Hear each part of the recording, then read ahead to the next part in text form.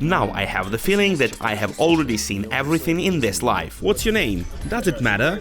Who is he, the unbreakable warrior of Mariupol and the Azov regiment, David the Chemist? For a certain sin you get into one of the circles of hell. Relying on God or something like that is a weakness for me. The secret world of Azovstal. They couldn't seize Azovstal, they couldn't even get on the territory of the plant. Every day there were terrifying combats, aviation, artillery, so they simply chose a tactic which they used everywhere, a scorched earth tactic. Weren't you afraid at the moment when you were already taken away in captivity, that you would really be brought to Ramzan Kadyrov and that you would have to explain everything? It looks like you're a decent, educated guy. Why did you write that bullshit? We were in Mariupol. What would I be afraid of? Russian propaganda made Azov look like the greatest evil in the history. Did you understand how you were released after all of this?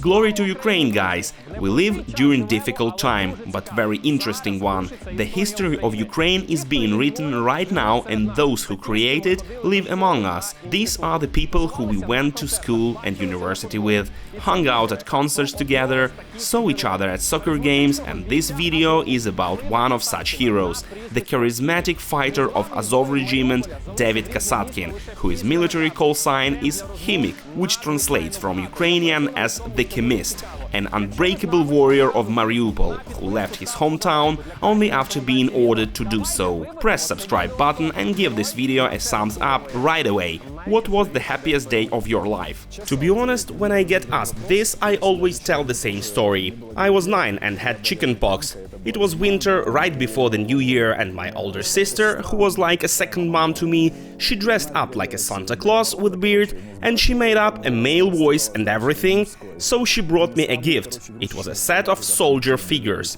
just these small green minifigures you can play with. I just can't describe my emotions at the moment, you know, it was so cool. I even forgot about the fact that I was sick and had an awful fever. I just sat there and played with them. So this day was even better than the one when you were released from Russian captivity? Definitely.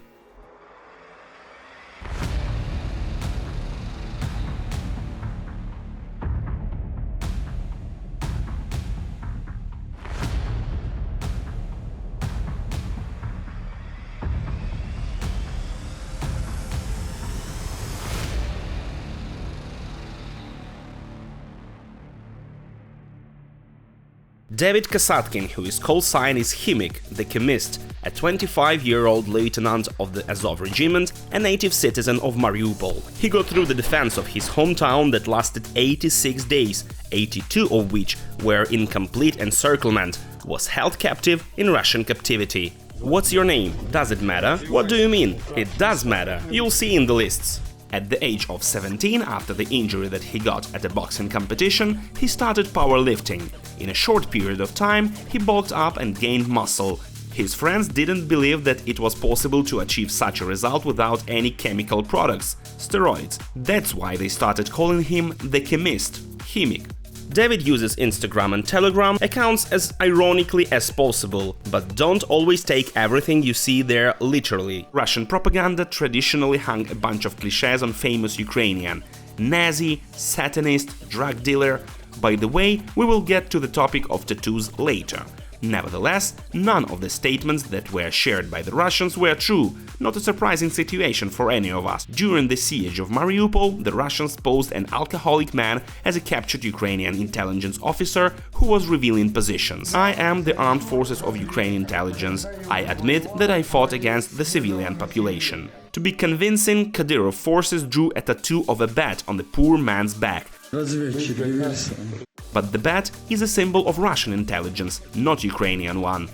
During the time while he was held in Russian captivity, the Russian mass media started reporting that Khimik was no longer among the living.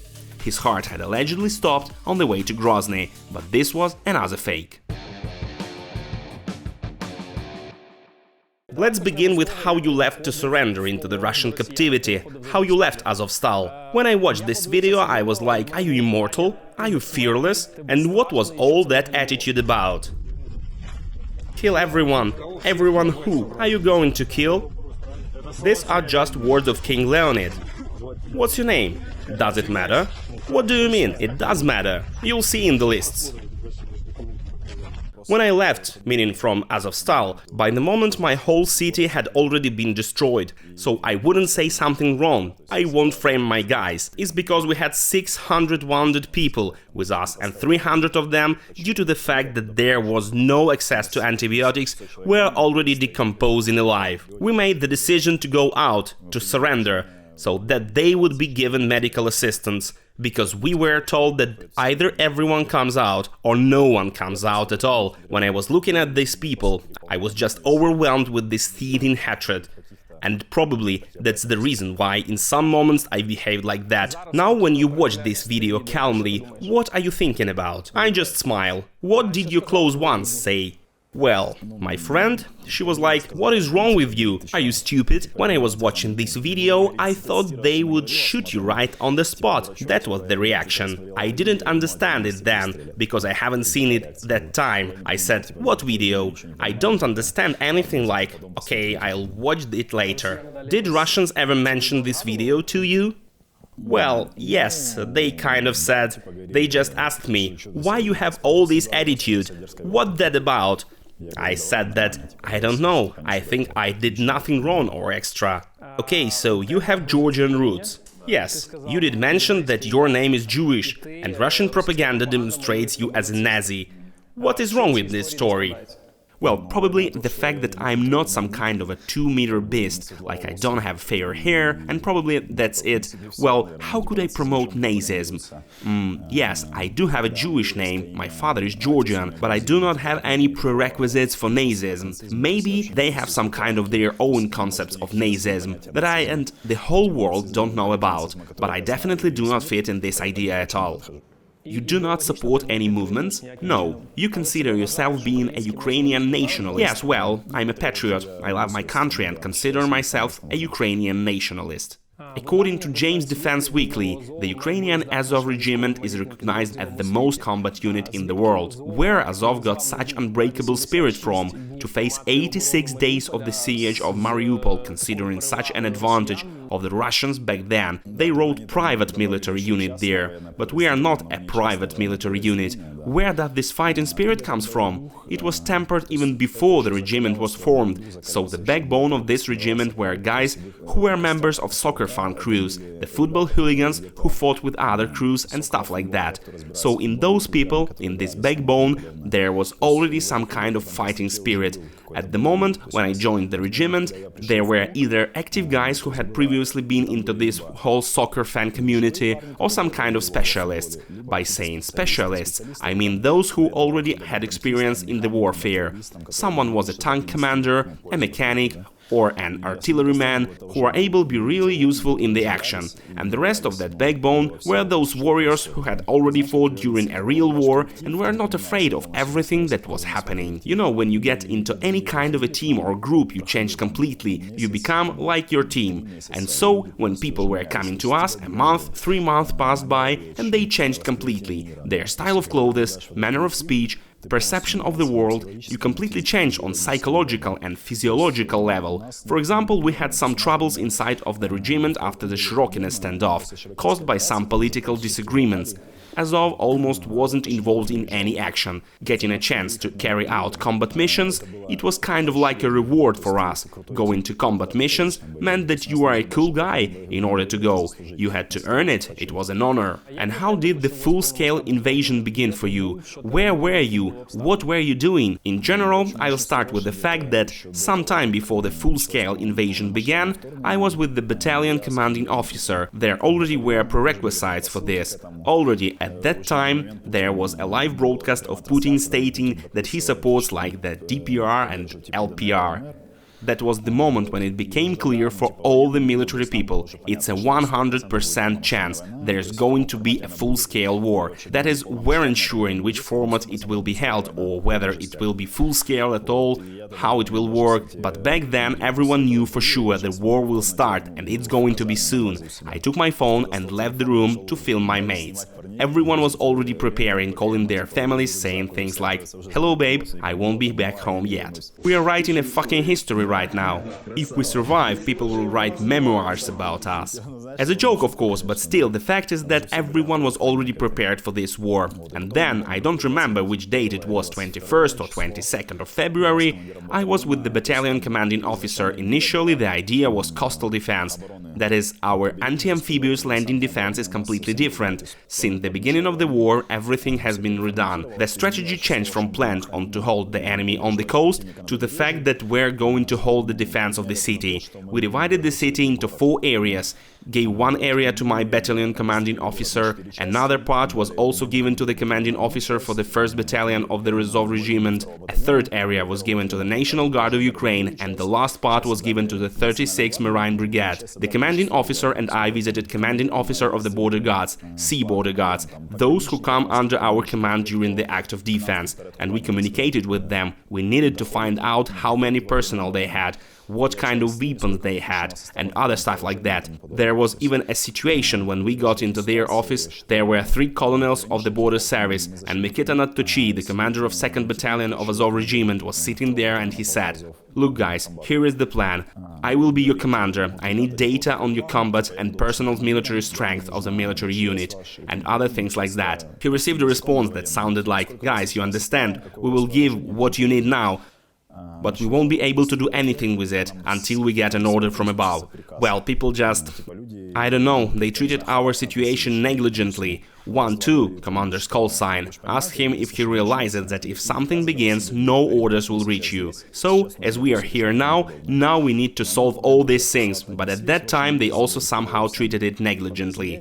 In general, we traveled to all military units, so we would get all the info we needed. We created a list, what did we have and where it was located. And then, on the 23rd of February, I was sent to the headquarters of the amphibious defense. It was located at the airport of Mariupol. There was a colonel who commanded everything there, and operational representatives from each of the units who were constantly sitting there.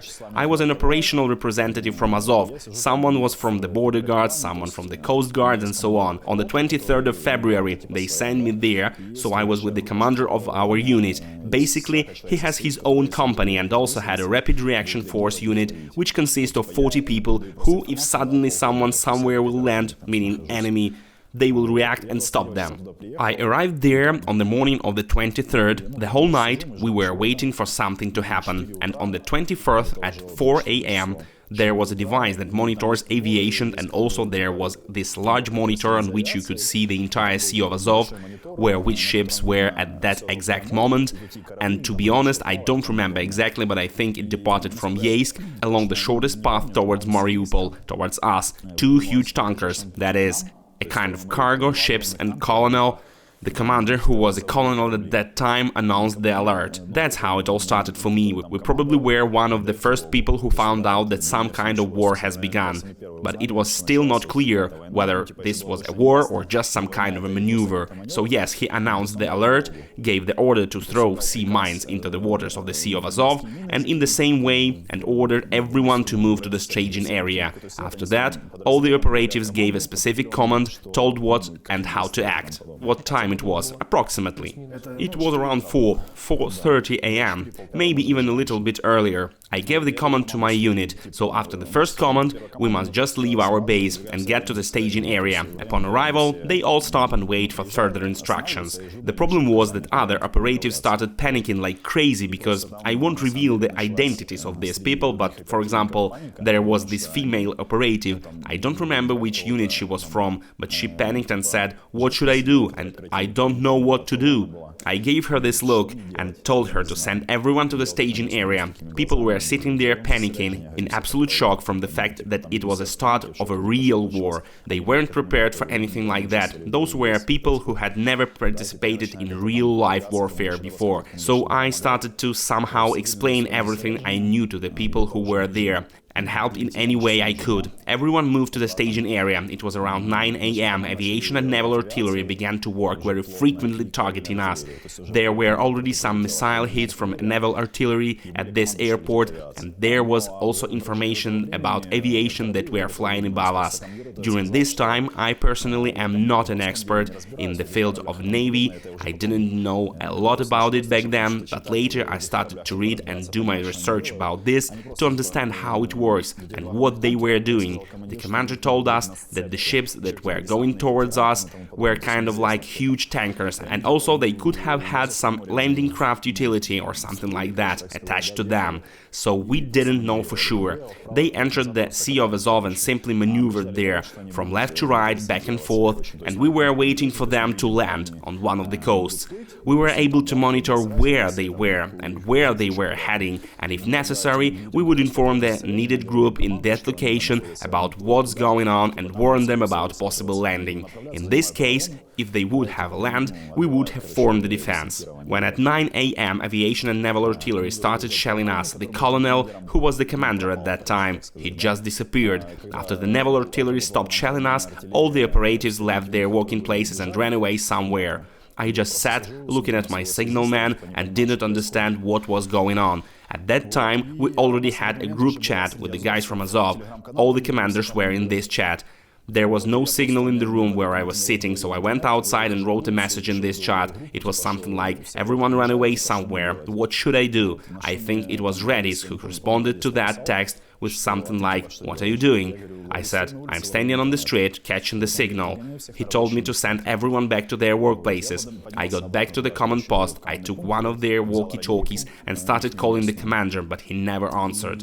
Walking down, I saw a dugout. I walked inside and saw all the operatives. They were just sitting there. I started reassuring them, explaining that everything was okay. The aircraft missile hit somewhere far away. The naval artillery did not hit us at all. And they all were just standing there with pale faces, being ready to die. I told them to go back to their workplaces. I explained that my guys are there on the battlefield. I need you as a specialist, so let's go back right now, because I need your knowledge to somehow coordinate my guys who are out there. As a result, not all of them came out, only the main ones. The guy who was a signalman, who was looking after the ships, and someone else. I replaced the commander and started to command. Around 2 or 3 p.m. this commander returned to his workplace, and by that time I was already quite exhausted. After all the things I have dealt with, I wasn't prepared for something like that. I had a little fight with him, told him to sit down and help. He sat down at the table and started to answer the phone calls. Also, for example, there was this woman who was in charge of aviation, as I was told. That day she was put in a car and taken away towards Zaporizhia. I said, okay, who do we have to replace her?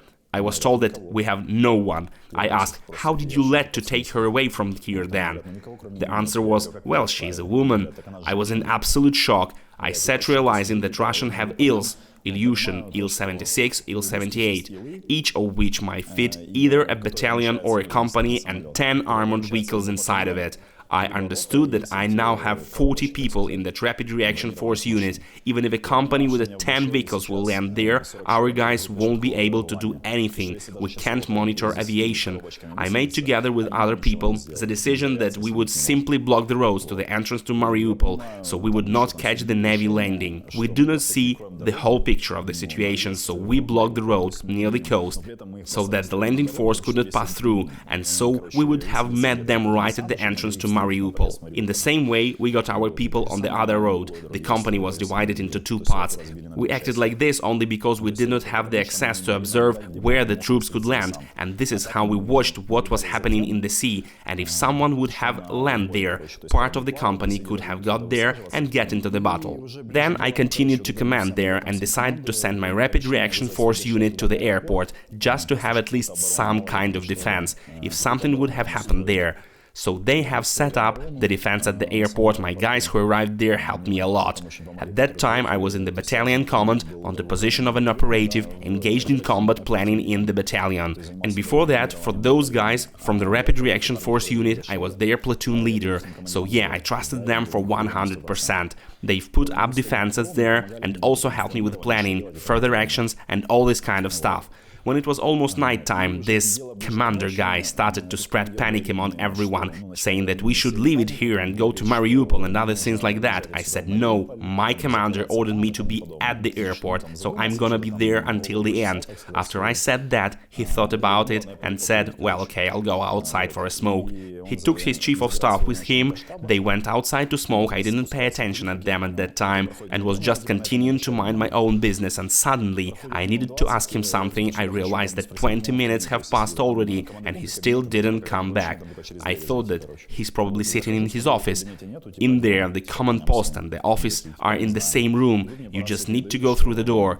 I got into the office, looked around, but there was no one. I went to my guy and asked, where is he? Nobody knew anything, and suddenly someone told me from the walkie-talkie that commander is leaving the airport. I said to not let him out. The guys tell me, I can't, this is my commander. I told him that now I am in charge here, don't let anyone out, and he said that they had already left. After that, I called Redis, explained that the commander and his people had left. Redis said something like, it's not possible, he must have just gone to the unit to receive some orders or something like that.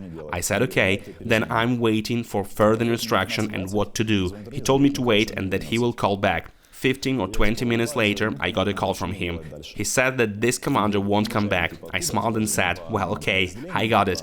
What should I do now? He told me to leave with the units and go to Mariupol. I'm like, okay, but they left their stuff everywhere, all of their laptops, classified documents and everything. Redis said to pack it all up and take it with us. There were laptops, appliances, walkie-talkies, everything. We packed it all up and took it with us. That's how it all started for me. Yeah, that was my first day there. I didn't sleep at that command post for 2 days then. On February 25th, sometime in the morning, we have left from there. I arrived at the command post of the battalion. I was terribly sleep deprived. My brain wasn't functioning at all. And there, my friend with the call sign Diplomat tells me, lie down, you have 3 hours of sleep. We'll have a fight soon. I'm like, are you serious? You know, I haven't slept for 2 days already, but anyway, fine. I took to the shower, came back, scrolled through the phone for a bit and fell asleep. I expected that I will have to wake up soon, that there would be some kind of fight or something like that. When I woke up, looked at the time, and it was already almost lunchtime, like 11 a.m. or a little bit later. I asked what was the situation in general, and they told me it's kind of quiet for now. I opened Instagram and saw all those videos where our guys are already destroying columns of equipment, Bayraktars are already being taken down by us. Wow, I didn't expect that. I've never participated in a full-scale war myself. I assumed that maybe it's going to be like that, but I wasn't sure.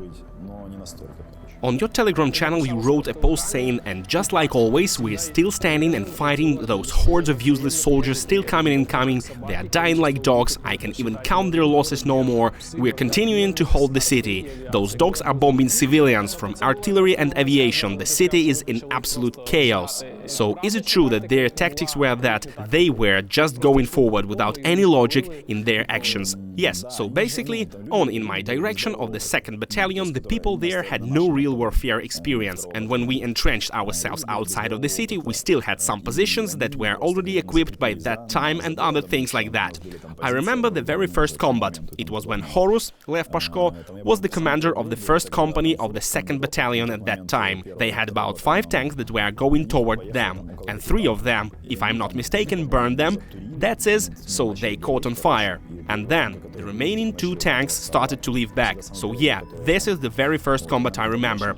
Also later they tried to somehow enter the city, but they were only getting destroyed. And if I'm not wrong, we even had no losses until mid-March. Then, either until March 8th or until March 18th, I don't remember the exact date, we had already destroyed a bunch of their equipment.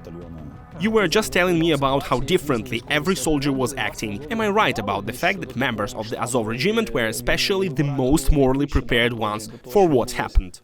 Probably yes, in such situations it all depends on the psychological factor itself and on your spirit for it. I don't know how to explain it, I'll try to do it in my own words somehow, so that people can understand. At that time we already had the concept of earners, people for whom army was just a job, they've been serving just for money, they have been paid extra for being on the 2nd line. I don't remember how much, the usual salary of the National Guard employees was 14 or 13,000 hryvnias.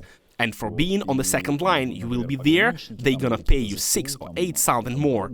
And so, for example, border guards or some people from the armed forces of Ukraine just came there to work with a contract. They trained a little, prepared themselves, and were getting about 20,000 hryvnias for that. For Mariupol, 20,000 hryvnias was a decent salary, even higher for 5,000 than the average one. Well, there was such a concept, and there were quite a lot of such people. They just sat there, earned their money, but really were doing nothing. It got to the point that our sergeants had more knowledge than some captains in another unit. It mattered that we, in Azov, had real training, we had a certain mental state, and we were already participating in real warfare. In our case, in order to become a commander, you must have gone through a way from being a regular fighter to a commander. But in any case, when you were a regular fighter in Azov, you already had real combat experience. So this was something that mattered a lot. Guys, in this video we also have a social mission. We want to suggest you support fighters who were wounded and are currently going through treatments to come back to a normal and healthy life after Mariupol and operation in other locations of the front line. It is also important to support the families of those heroes who unfortunately did not live up to this day, who died in this war, giving away their lives for the future of Ukraine. Bank account details of the Azov patronage service are in the description of this video.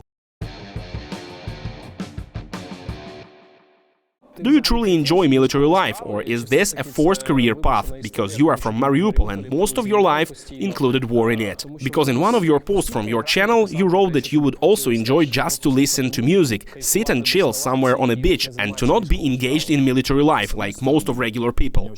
On the one hand, I really like the fact that I constantly spend time with my friends, with my guys whom I have infinite respect for, who I love. We were constantly at the training grounds together. It's like some people go to barbecue together, but for us it's the same thing, to get together with the whole friend group, to shoot at the training grounds together. It's very cool, I truly liked it a lot, but the other side of this is that I had no personal life. I couldn't take off to go somewhere at any moment, because I had a lot of limits due to the fact that I am in the military. I had to be at training ground, I had to plan my vacation the way it won't have time when I should be at the training ground or on some other kind of training. But I was realizing what I was preparing for, that we had an ongoing war in our country and that for now I had to prepare and train, so if something happened, all of a sudden I would be able to protect my friends, my family, and therefore from Monday to Friday we had such rules. After 6 p.m. we could leave the territory of our military base. I was coming back home only on weekends, because the rest of the time I spent at the base and trained. If I would have go home any other day, I would not get enough sleep. Therefore, I gave myself up completely as a military man to this path. I don't remember what I wrote in my Telegram channel, but I remember that I had a video with my friends with a lot of short videos edited in one, and I wrote, "Is what I'm doing now worth losing all the happiness, all these emotions that I am now filming? What for am I doing all this now?" So yeah, this was the psychological question I asked myself. And also I wrote that if I had never got all of this constantly being taken away from me, I would not have appreciated it so much. And then, when a full-scale war started, after all this, I realized that it was absolutely worth it. All the time that I spent in the military, when I trained and studied, it was worth it to protect my family and my friends. And how did this big battle for Mariupol and the subsequent captivity changed you? Did you come out a different person, or you didn't change? I would say yes. I would say that I have grown a lot, mentally, psychologically as a person. My priorities in life have completely changed. Before Mariupol, before Azovstal, I was like a little crazy, maybe shameless at some points. I could act radically and stuff like that. Now I have become calmer. I talk less, yeah, very calm. I now have the feeling that I have already seen everything in this life. There is nothing that might surprise me anymore. You know, like the saying, whoever served in the army doesn't laugh in the circus. So yes, nothing will surprise me anymore. I have already seen everything in this life. That's why I'm like that now, constantly calm. I don't talk much. I think that I have become smarter. I began to treat things differently and began to perceive everything differently. And if more specifically, what exactly did you change? I won't be able to highlight anything specific. You can say that I used to live one day at a time. I never planned my future, but now I'm already starting to somehow plan things like I want to start a family, to have kids. Back then I was so strict about children because, well, it's not that I hate them, no, I just understand what a huge responsibility it is. Something needs to be invested in a child, to raise him And I was a military man. I had no enough time to spend with a child or a wife. Now this has changed.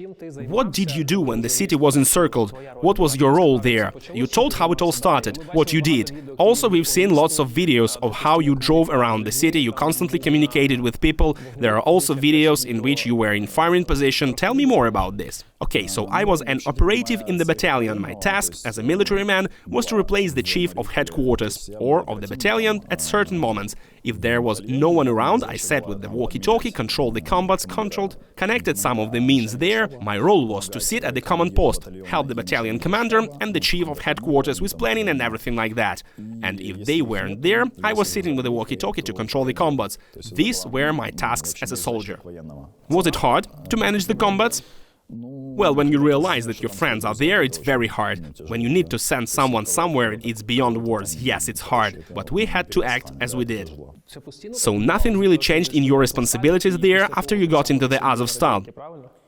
Relatively, yes. In fact, how to explain that? We had it all assigned there. Who, when, at what time does something. In my free time, when I didn't have any work or had work but I already finished it, I could have had some free time in the evening. At that time, I was driving around to help people around the city. That is, so I never just sat there doing nothing. So you were just driving around, observing at the situation. Yes, in general, how did it all happen? When the residential area in Mariupol was being shelled for the first time, I was just sitting at the command post, we were sitting in the basement. We heard many explosions, and the walls were literally shaking. I didn't even ask anymore anything. I just ran out, put on my body armor, a helmet, took an assault rifle. I went upstairs, there was a combat medic sitting there. I told him to come with me. We ran out of the building, we just ran through the streets, through the houses in that area where the shelling was. We were telling everyone to go down to the basements for safety. At that time, while I was running around there were already some missile hits in other areas of the city. I was running into the basements and explaining people how they should act.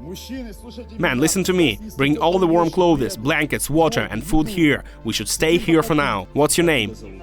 Anya. Everything is fine. We are protecting you. Everything will be right, Anya. Don't cry. There were some apartments where people with disabilities lived. I remember one granny who is disabled, she couldn't walk. The neighbors who were running outside said that there was an old lady in the apartment. Her doors were shut, we couldn't get in to take her out. I knocked this door out with my shoulder, got into the apartment, saw the way she was lying there, all her windows were broken, she was so scared. By that time it was already very cold in the apartment and she was shaking. My friend and I found some clothes to dress her, we put some warm on her, she was wearing only her underwear, we put it on her pants, sweater, jacket, dressed her completely, and she said that she walks very hard. I said it was okay and that I will carry her in my arms. I can't, it's hard. I picked her up in my arms, she grabbed me really hard, she was very afraid. When I let her down and she grabbed me very tightly again and asked, what will happen to us? I said, everything will be fine. I brought her to the basement. To the people warned that this granny was disabled and told them to watch her. And I said that I would bring some food to you later. There were many children around. I walked around all the basements, wrote down lists to where and how many children there were. Then I drove to the mall, bought some food and delivered it to all those kids and all other people. About food that I brought, it were mostly juices, chocolates, something that did not need to be cooked, cereal, some kind of bread, a lot of sweets. I took it all to the basements and I went in to check if people were taking care of that granny, everything was fine.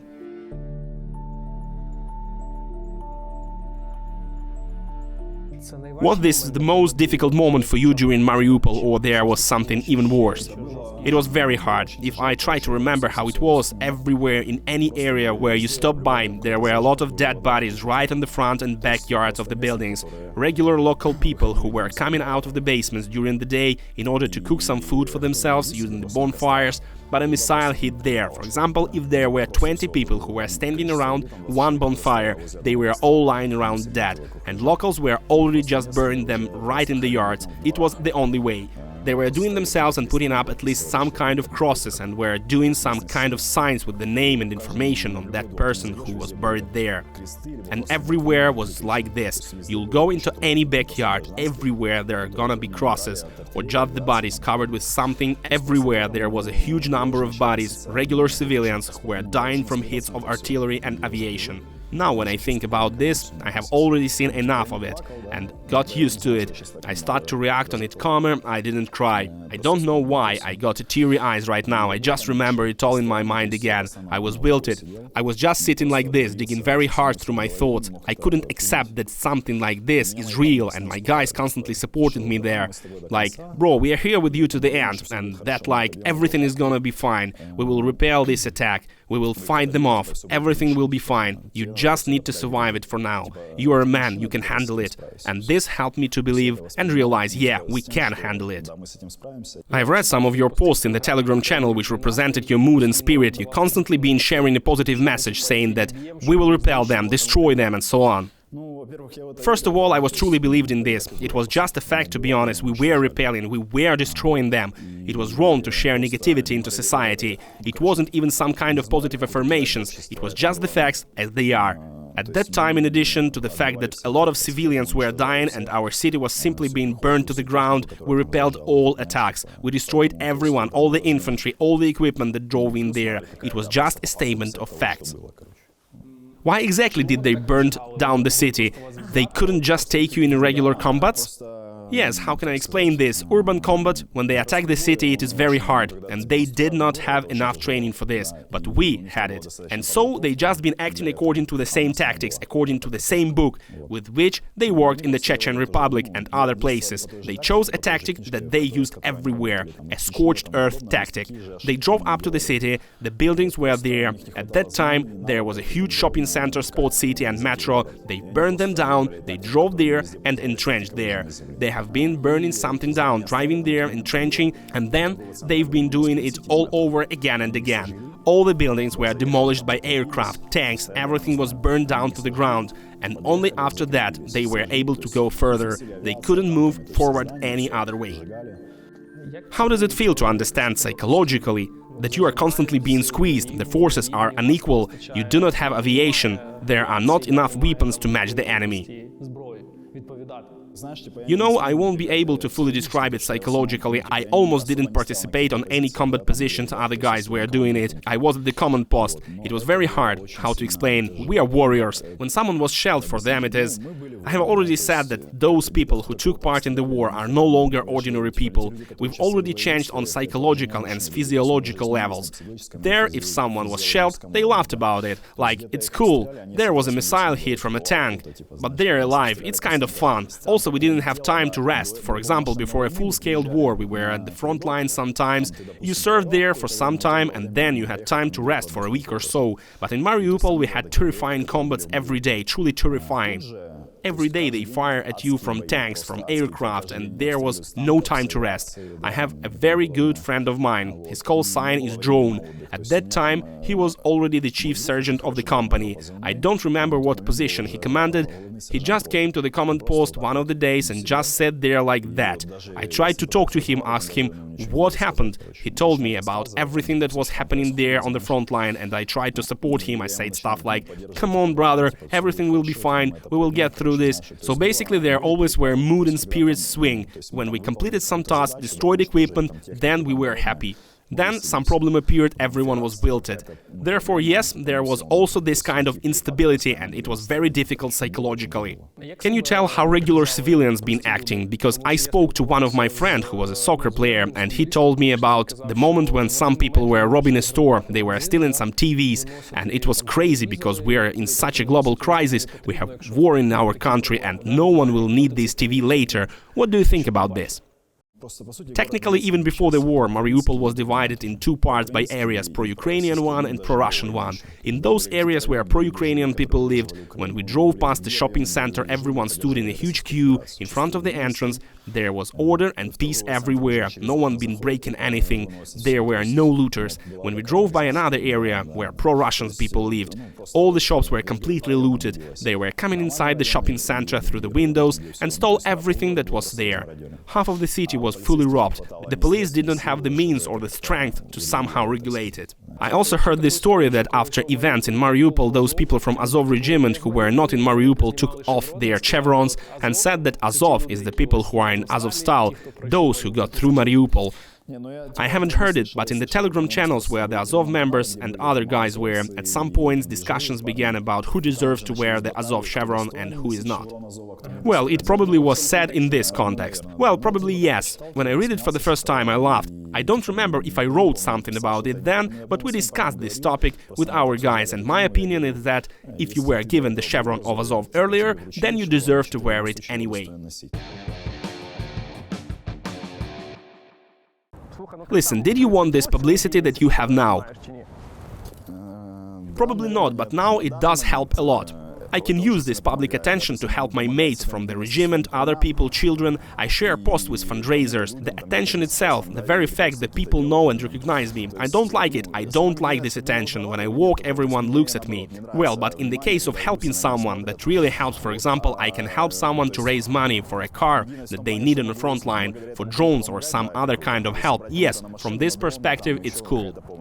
You started a Telegram channel at the start of the war. Why? There is such a thing as network-centric warfare. At the moment when we were in Mariupol and the war began, Telegram channels appeared. I think that they were created either by the Russian special services or by people who were bribed. There was a lot of false information in these channels in order to spread panic in the city. For example, as in Kyiv, when they were starting to shell in and people ran to buy gas, huge traffic appeared. When there is panic in the city, it is very bad for the soldiers, and in order to reduce this panic, I created this channel so I could confirm or refute various information there. How did it blow up so much? I saw that you asked people to post videos from the city to tag you, and then they got more and more of those people. Am I right? I'm not sure, I don't really remember which videos I asked to share, but I know that at that time I had about 8,000 followers on Instagram. Most of them were some of my friends from Mariupol, and when I started posting different information, I've gained a lot of new followers. Probably because people started to talk about the fact that there is this guy David, he is from Azov, and he confirms or refutes the info, and people wanted to read the truth. Well, after that, the Telegram channel began to get more followers as well. On Instagram I began to edit some videos from our combats, and they began to blow up in the media with captions like "Azov destroys Russians" and so on. That is, the thing is that these are such unique shots that are not available anywhere in the world now.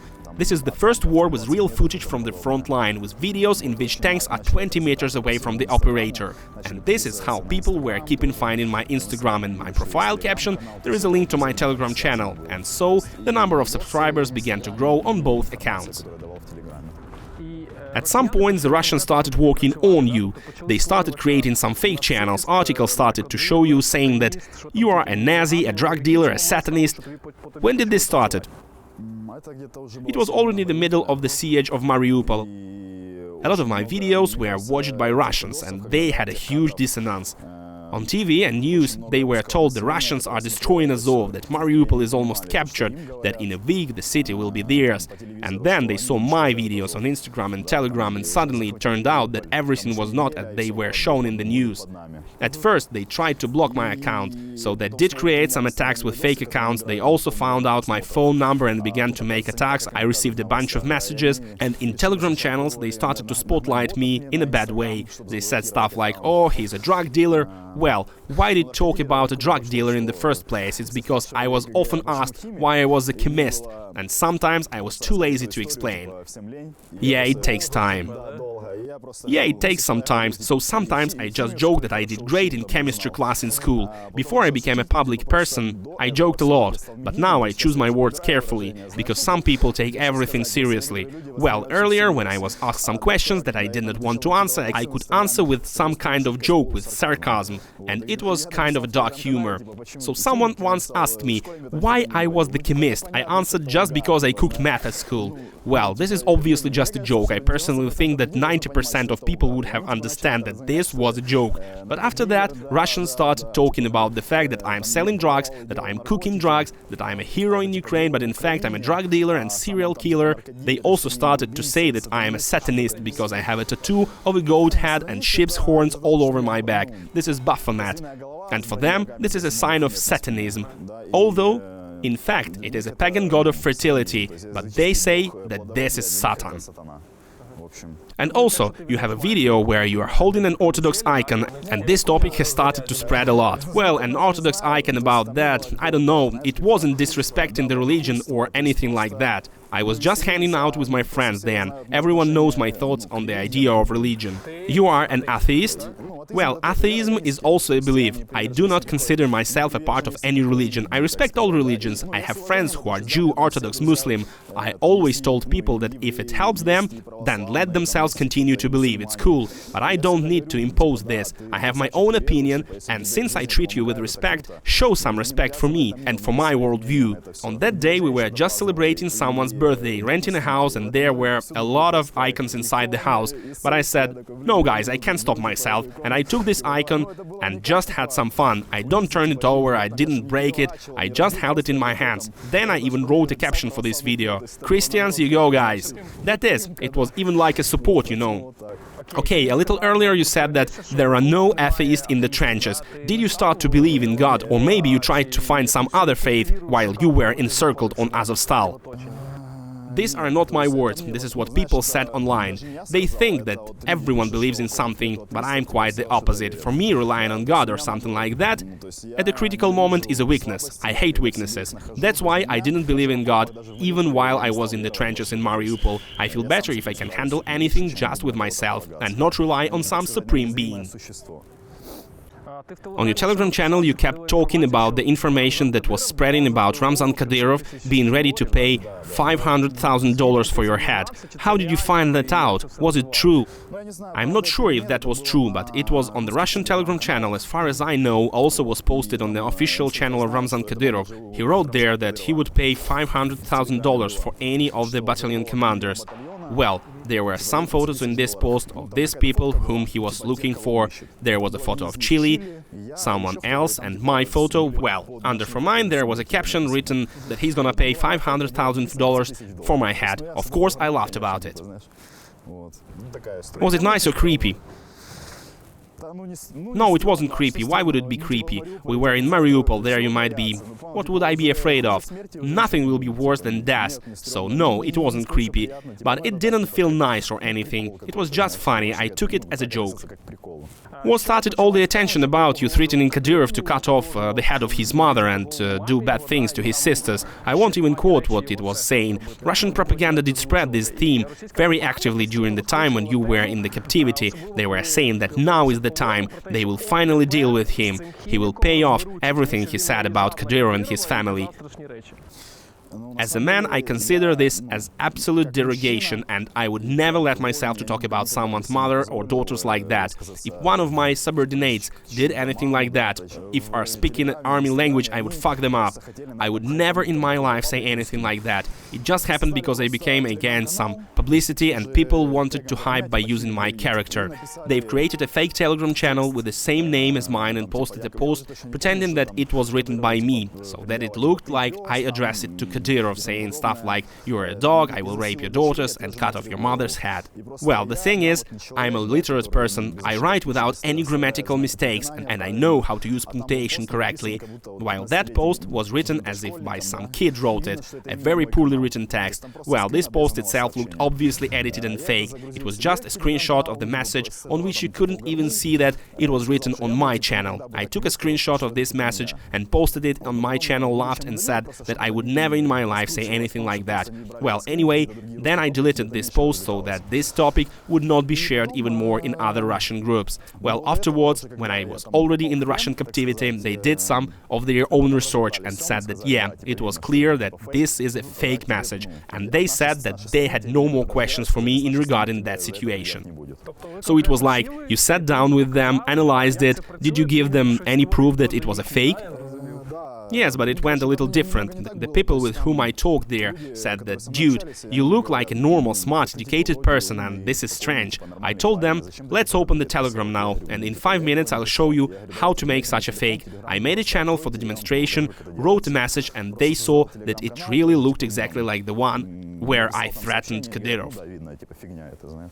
Did they ever start conflicts regarding the things you wrote about in your channel? Because you wrote a lot about Russian army stuff like "don't come to our land, we will liquidate you anyway" and other statements like that.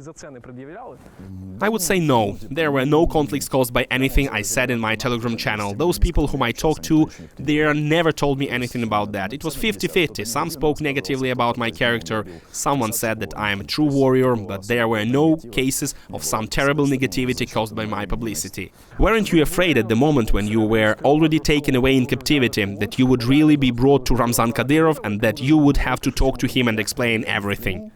When I was in captivity, for some reason I was sure that if they would take me to Ramzan Kadyrov, we would have dialogue and sort out whether it was true or not. I would have been able to argue and prove that I never said anything like that about his family. I did notice that you often bring up the topic of Ichkeria. I saw that you even had a patch with their flag before the war. Why is the topic being so important to you? You know, someone might get sentimental from movies like Khatiko, but I get goosebumps when I see how soldiers show their character and their strength. When there was a war between Russia and Chechen Republic, Russians attacked a small country in the same way as they did it now with us, and the Chechens resisted very worthily. As far as I know, at that time 95% of their men went to fight for their country, which is why I have such great respect for the Chechen people who fought against Russia. Those are great people who defend their country, their nation. Even guys as young as 15 years old fought, so I always treated these soldiers with respect.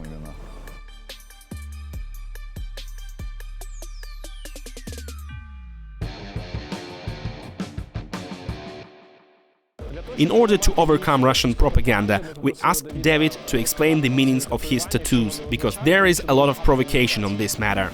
Russian propaganda often says that I have an eagle, which associates with Nazism, tattooed on my neck, but in reality is just a raven, which is a symbol of wisdom and developed intellect. I have 9 circles of hell tattooed on my hands.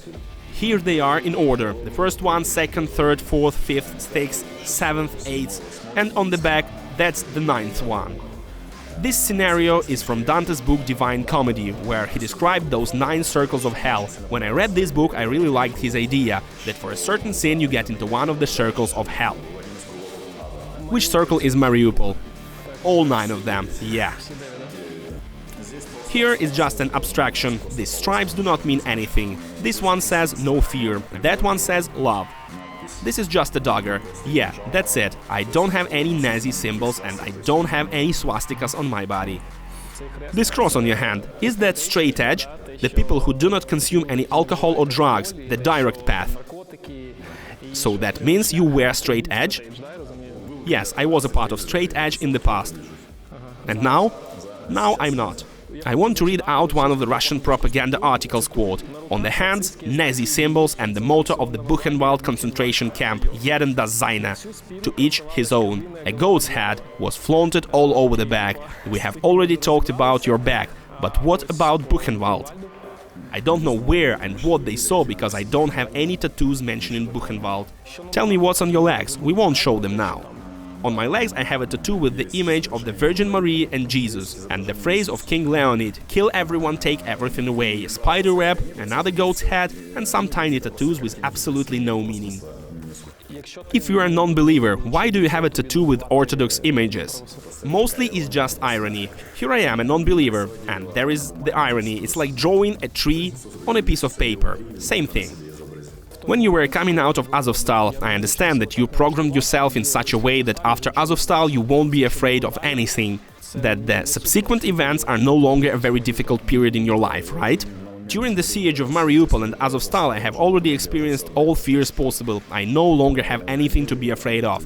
I was completely ready to die. It was difficult to contain my emotions. I tried to do it, only not to frame my mates, who were also coming out of the Azovstal, but we went out only for the sake of all the wounded, who were with us.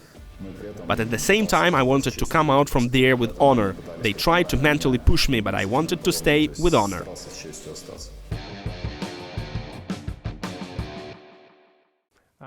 Can you tell me, when did you realize that it was necessary to go to Azovstal, and how did it feel to that you are going to be stuck in such a limited area?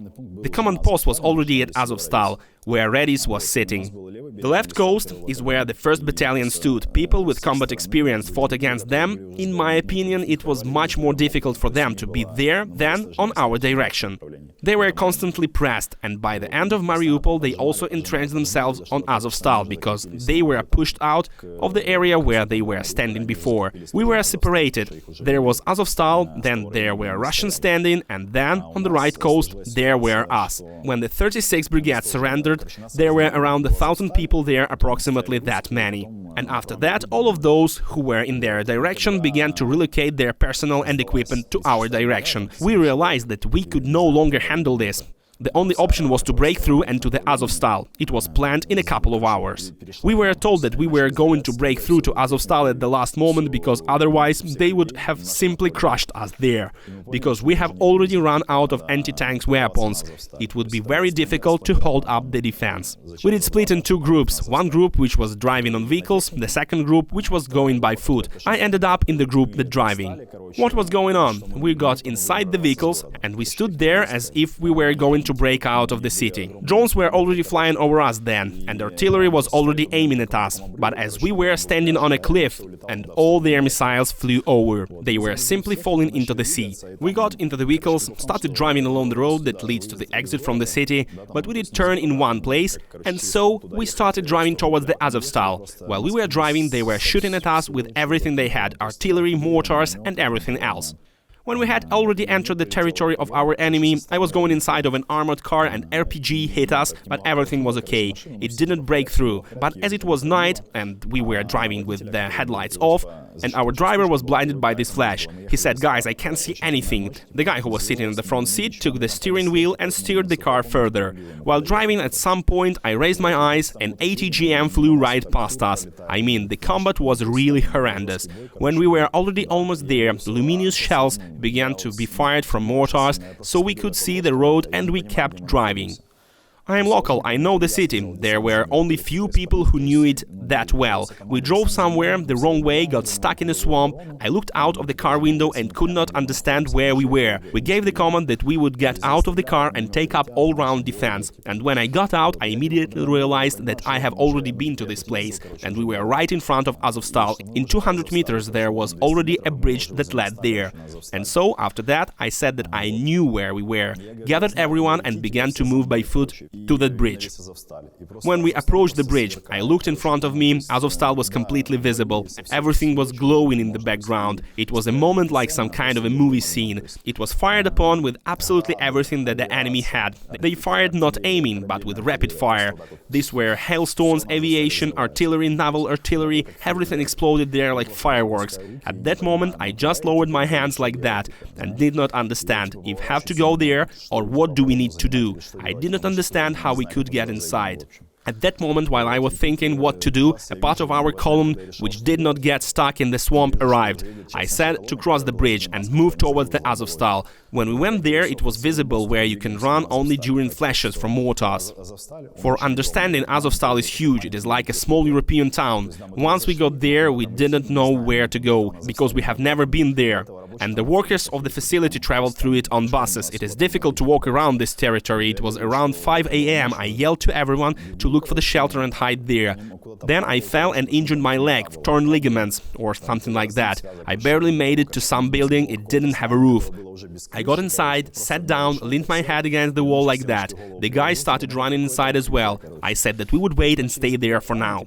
I decided to go inside the building and look around for a better place to hide. There was a basement, but the whole floor was already flooded. But on the downhill that led into the basement there was a huge concrete slab, which was supported by rails, and it seemed like a decent place to hide under it. I told guys about it, there were about 20 of us.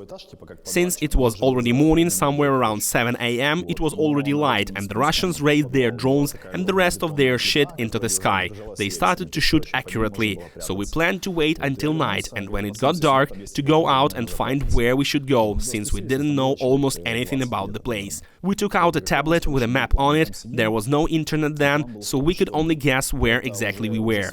There was a network, but at that moment our walking group had not yet arrived at Azovstal. We didn't have anyone to guide us. So we looked at the tablet where we are. Later it turned out that we were wrong. One of the guys said he saw some kind of a bunker in a kilometer away from us, but to run a whole kilometer under such rapid shelling, you understand, therefore we waited for the night. Somewhere in the middle of the day there was a missile hit right into the place where we were hiding. Everyone had a shell shock, everything was covered in dust, no one understood what happened, our ears were ringing. It was exactly a direct hit on us, but everyone survived. After that I said, guys, we need to do something. We can't sit here anymore. We need to run to look for shelter. Due to the fact that I twisted my leg in the morning, by the lunchtime I could no longer get it out of my shoe, it was so swollen. And another guy who was with us had some kind of a leg injury as well. I was asked how we will run if we have leg injuries. I said, I don't know, but we will run somehow. We can't sit here no more. We ran out about 50 meters and then suddenly someone waved at us from the window. It was our guys. We were like, what do you mean? Who is this? The guys told us to get inside. We ran and asked where should we go to get into the bomb shelter, because from what we saw in the map we had to run a kilometer. We were told that there was a shelter in 60 meters from there. There was a bridge, it was heavily concreted. We needed to get there and we would have been taken from there. We ran under this bridge. Everyone sat down. We were completely black, covered in dirt, as if we had gone through hell. We were sitting there just looking at the floor. No one was even talking. Everyone was just trying to accept the fact that we've got through it. After that, I was taken with all the injured people. I went there with the doctors because I could no longer get my foot out of my boot. They applied some kind of cooling spray and said that until the swelling went down, we won't be able to find out what happened with my leg. You were there with the wounded people. I heard that there was almost no medicine and people were withering right before your eyes. The fact that I was with the wounded for some time hit me very hard mentally. All the people there were exhausting, drooping. There were a lot of amputees. When I was walking in this place, I plunged into a bubble of apathy. There were people laying with ostomy systems. Someone was groaning in pain. I was terribly affected by seeing all of it. It was hard mentally. I've been there for a week and a half. I waited until my swelling went down a little. Finally, I was able to get my foot out of my shoe. They gave me some ointments. I smeared my leg with it and my swelling went down. I said, that's it. I no longer can stay here. And I left to stay with my guys. After a week or two, I left to be on a command post. Tell us about the world of Azovstal itself. How did it look inside? You said that you got inside of it. How did you live there? How the things worked there? How did you move along the territory? It's impossible to describe with words. I can only tell something in general. It was very hard. We were doing our best to survive. The basements we were in, so basically I had my command post in the basement, which was a 4 or 5 floors underground. It was very cold there. When we broke through to get inside of the Azovstal, we took a minimum amount of stuff, and I didn't have any jacket. I only had a fleece. When I went down to this basement, it was so cold there that steam was coming out of my mouth. We were making bonfires there. I found myself a metal vest jacket that probably belonged to some local worker before and walked around wearing it. I don't know how to fully explain what we went through. It was just like some kind of a fantasy movie, a movie where people live somewhere in the dungeon. And how was the communication there? It was huge catacombs there. It was possible to go from one basement to another, but not every basement could be entered in this way. Some passages were flooded since the plant was no longer functioning, pumps were not pumping out water, so some basements were already flooded. It was no longer possible to pass through them. We studied these catacombs, where to go, how and where to get out. These were some places where, in order to get to the position, the only way was to go on the outside. I don't know how to describe it, and what else to tell. It was very hard. And what about food? You stayed there for a very long time. What did you eat all that time? I heard that civilians came and usually brought something with them, but then they ate the food you had. Not exactly, I don't know for sure, I wasn't working with civilians there. Mostly the regimental command was doing that. Before I arrived at Azovstal, we were already in Mariupol. When we were on the right bank, my diet was instant noodles and Snickers. There was no normal food left. When we arrived at Azovstal, as far as I remember, at the command post were 350 people. We ate 7 kilograms of porridge and can of stew. It was in a big pot where some kind of stew was cooked, and it was divided among 350 people. This is how we ate. You told me that there was this kind of activity, like walking around Azovstal to search for some food. Yeah, to go loot. To loot is the term from cybersport, am I right? Yeah, it means something like to collect things. There were collapsed basements, there were some refrigerator that had been bombed and something else. And when you walked along Azovstal, you could find some leftovers, canned food, stuff like that, somewhere in collapsed basements. There were special groups that went looting. They found some food and brought everything to a common place. This was the food that were left at the plant before. No, it was the food that we brought there. It was just that this food was at the basement that were collapsed already. We had some trucks with meat there, where there were refrigerators, they were on the street, but missiles have already hit them, they were bombed. But inside there was some food that could still be consumed, it was collected and brought. But it was still risky, wasn't it? Of course, it was always dangerous to go out there. Artillery, aviation, naval artillery was constantly working. There were no such moments that there were no missile hits. It was 24/7. You said that you were tired of eating Snickers and Bounty there. Yeah, when I was still in Mariupol, where I was, the only food we had were sweets, Snickers, Bounty, stuff like that, instant noodles, and that was it. So you ate those noodles, and after you ate a Snickers. It was awful eating only that every time. I sat looking at this Bounty and just hated it. Who organized such things, and who and where should be standing, what rotation and so on? Because you said that this is such a big place. How did you control it? How did you keep the perimeter? At Azovstal there was Redis, the commander, and there were some battalion commanders. They received the task of which their front line was, and then battalion commanders and company commanders decided how they would locate their people there. And what? People stood on their positions day and night and tried not to let anyone? They went to their positions with squads. For example, a department consisted of 10 people. When they arrived to their position, they stayed there for 2 or 3 days, and then they were replaced by another department. Missile hits from aviation were often at night, or it was constant.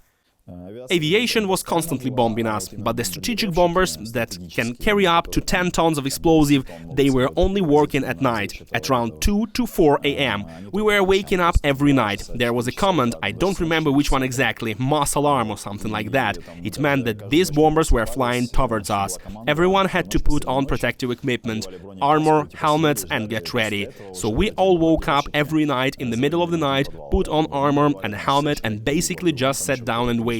Prior to this, these bombers collapsed our 3 basements. In one basement 60 people died, in the other many also died. You just sat there in the middle of the night and waited for you to be hit and be buried in the basement. When there were missile hits far away, either way, even in that basement, which was 5 floors underground, the walls were shaking. In your Telegram channel you are constantly recommending people different books. I understand that during the time you were in the captivity you managed to read. How many and what books did you read? I won't be able to list everything. I've read about 20 books there. While I was sitting there in single cell, I sat there for about a month, and there was a library, they brought me books.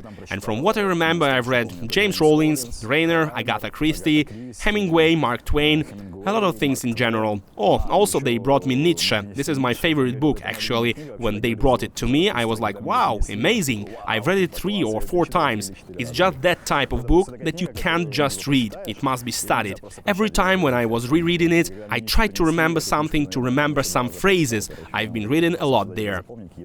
Look, you are breaking stereotypes, because usually military people don't read much, right? I don't know who came up with such stereotypes. In fact, military men need to read and study a lot, for example, military statutes and stuff like that. In order to understand something, military men must first of all read and not train. It can be said that the younger generation does not read much. The younger generation? What age are you talking about? From 15 to 16 up to 25-year-olds. It seems to me that the problem is that the younger generation now can't find something that will be interesting for them. When I was about 16, I was told to read books. I've tried to read some kind of adventure or fantasy. I read, and for me it was like I read 10 pages and didn't remember anything. It was not interesting for me. But I love different quotes. I constantly wrote something out for myself. And someone told me that there is that cool book of Nietzsche. It is small, just contains aphorisms. Try it. Read read it, you'll like it. It was suggested to me by someone at school, I think. I started reading, I got into philosophy, and after that I started reading philosophy and psychology. You just need to find something that will be of interest to each person. My opinion, children now, for example, when I was a kid, I was told that if I would behave badly, I would have to sit down and read a book as a punishment, you know. Well, it's obvious that if parents scare you with this, that reading books is a punishment, then children will perceive books like, ew, I will better watch a movie. But in fact, when you read, your brain creates a feeling as if you yourself are in a movie. It creates all these images in your mind, and it comes out as if you are watching a movie while you read. Therefore, I advise to read at least some small books, such as Mark Twain. It is easy reading, and you'll see if you like it or not. I'm sure many will like it. How did you take the information that there will be no end of blockade? I don't know, some people understood it, some people didn't, someone had some hopes. We were constantly told that, guys, another week, 2 more weeks, and we will release you. At some point, I already understood that there would be no end of blockade. How did I take it? To be honest, until the last moment I had a feeling that everything would be fine. I don't know why, I thought that maybe somehow they will come to an agreement on a political level or something else, maybe that an extraction would be possible. I already understood that there is no chance of an end of blockade, and I hoped for an extraction, that they would let us out. So it was different for everyone. Someone was depressed, someone was okay. I won't say that there was some kind of despondency. We already understood what we were up to. All of Ukraine constantly raised this topic to the whole world. Even at Eurovision, Kalush performed and said, "Free Azov." What was your reaction to that then? And in general, how important was it? You posted a touching letter from a little boy who wrote to you, so I understand that many people wrote you words of support. I don't know, words are just words and posts are just posts. Yes, when they said it, it was nice, they drew the attention of the world, but practically from the fact that they said it, nothing had changed with us. It was still not clear what would happen. Yes, we were pleased that they said this. Immediately, what is Azovstal became a top search in Google and everyone paid attention to us, but as far as I know, it didn't affect in any way. How did you personally accept the fact that you need to leave and go straight into the hands of the Russians? Or the order may not be discussed. Technically, yes, the order is not to be discussed. I just didn't understand what would happen next. We were promised mountains of gold, that the Red Cross would work with us, that everything would be according to the Geneva Conventions. That you will have internet, yes, even a connection with relatives and stuff like that. For some reason, I didn't believe this, as I know Russians never adhered there. As far as I know, Russians never adhered to any agreements, and therefore I didn't believe in this one as well. I just didn't know what would happen, and therefore I was so neutral. I didn't understand what would happen next. We just had an order, everyone goes out. I obeyed the order. There was such a moment in Azovstal when Putin gave an order not to shoot at you, but said that a fly should not fly past you. What really happened then? It was just window dressing. They couldn't seize, they couldn't even get on the territory of Azovstal. And as they did before, they wrote everything, just a week or two and Mariupol is ours. Then again, then another week, and so for 3 months they could not seize Mariupol. And it turned out that we closed ourselves at Azovstal, and they already needed to demonstrate their alleged victory, to show their strength, to say that they captured Mariupol. But how can they capture Mariupol if Azovstal is also a part of Mariupol? It's even, in fact, a whole town of Mariupol. And so Putin started such a game in the media that, that's it, we will not seize Azovstal. Like, I don't give such an order, just watch that no one comes out of there. Although the shellings never stopped there, it was only for the media picture, to show that they were in control of everything, although they weren't. What are the main reasons, in your opinion, that you were able to hold on for so long at Azovstal, even when you were completely surrounded, without the necessary ammunition and with incredible superiority of the enemy? It's all thanks to the guys who held the line, the warriors, thanks to the guys who were on positions there. Thanks to this we held on. And thanks to the command of Redis, I gave him credit, him and the rest of the command staff, who planned everything very well, everything that we were trained for what we studied and prepared for. We used all this knowledge and skills. We had decent planning and decent guys for the defense. How did Russians enter the territory of Azovstal for the first time? We agreed with them to let the civilians out, that someone from our side will pick them up and take all the civilians out. And, as far as I remember, Redis was negotiating with the man who was from the Russian side. He said about the road where we released them. And the man from the Russian side said, no, this road won't be the one to do it, only other road where they wanted to do it. And it was mined. They said that only there they would let civilians through. They started to say that it had been planned for a very long time. They started to blame us, that allegedly we did not want to let civilians out. They said that they would let them through only on that road that they told us about, but it had to be demined.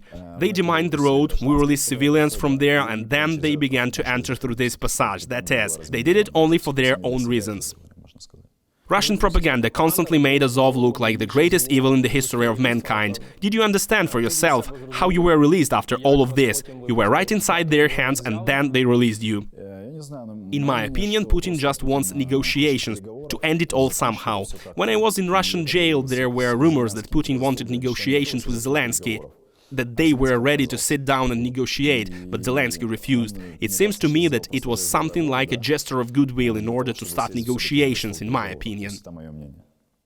David, I want to thank you for this interview. Thank you from all of us for the defeat in Mariupol, because you really took a huge fall on yourselves. We were all praying for you to stay alive, and we were very glad you are alive. I would like to wish you some personal growth, progress, and that we all will be witnessing our victory. Thank you for the interview. I would also like to remind you that there are still a lot of warriors in the Russian captivity, and the war continues so that no one forgets that we still have a lot of work ahead of us.